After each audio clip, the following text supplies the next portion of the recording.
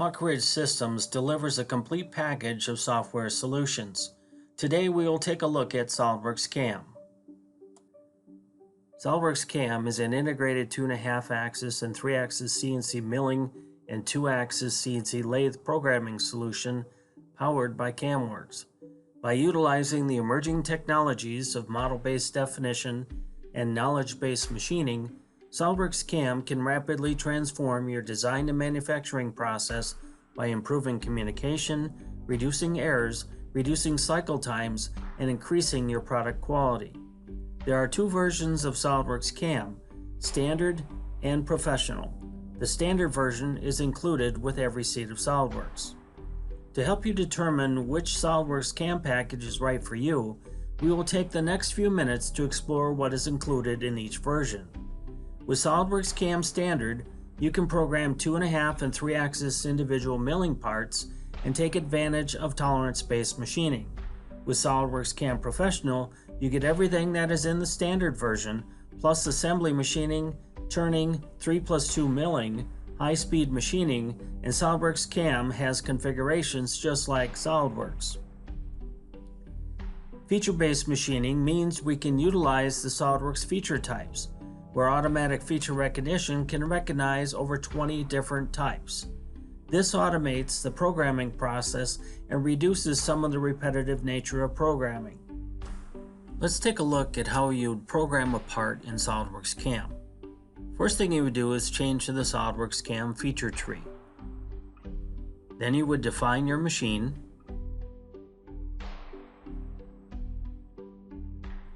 select a tool crib, and the post-processor that you would want to use. Define your stock. There are several ways to do this. We will use a bounding box and can control how to offset each direction. Once we do that, we can run automatic feature recognition to extract machinable features. You can see the features that it found. From there, we select Generate Operation Plan and Generate Tool Path. We can simulate this to see what it created for us.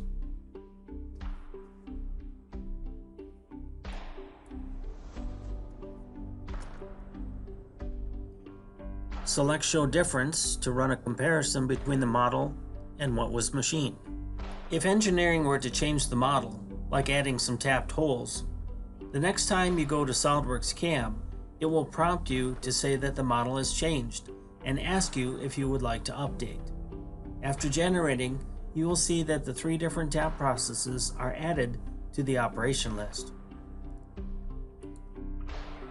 Have you heard about tolerance-based machining?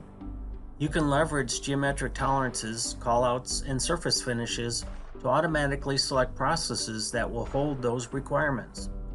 In this example, we have an asymmetrical tolerance, and by offsetting the toolpath, it machines it to the mean of that tolerance. Once you have toolpath on your part, you can post out the code.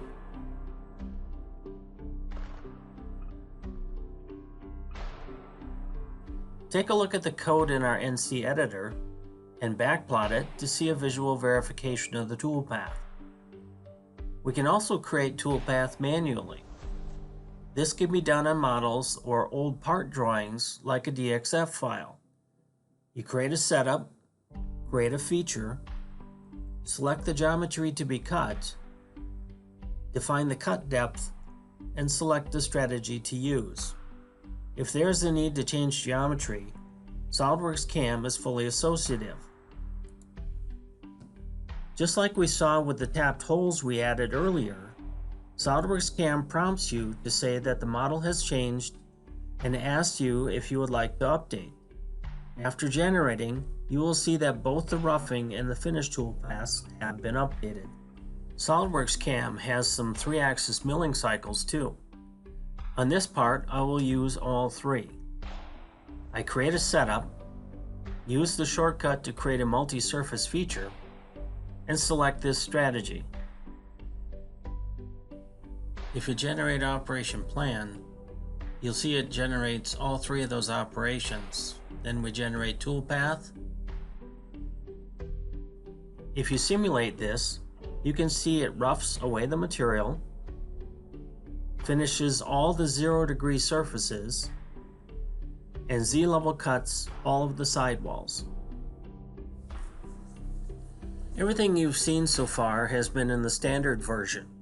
The professional upgrade adds assembly machining, which allows multiple parts and fixturing to be displayed, including showing them while simulating your toolpath.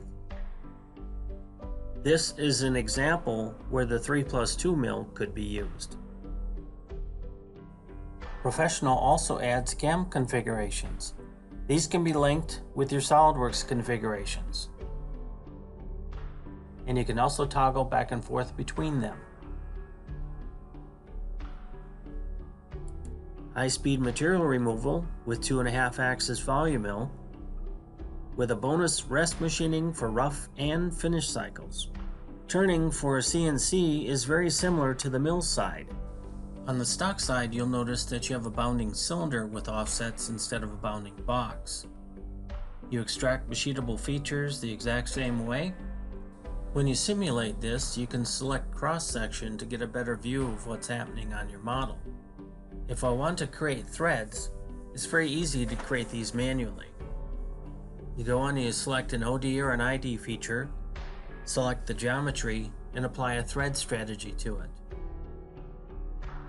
From concept to engineering, to programming, to creating G-code, to manufacturing, SOLIDWORKS CAM connects and helps streamline the whole process. That is a quick overview of the differences between SOLIDWORKS CAM Standard and SOLIDWORKS CAM Professional. In addition to SOLIDWORKS CAM Professional, we also offer CAMWorks, which offers a full suite of upgrade paths to meet your machining needs. Thank you for your time. If you would like more information on any of these products, you can call or email us today.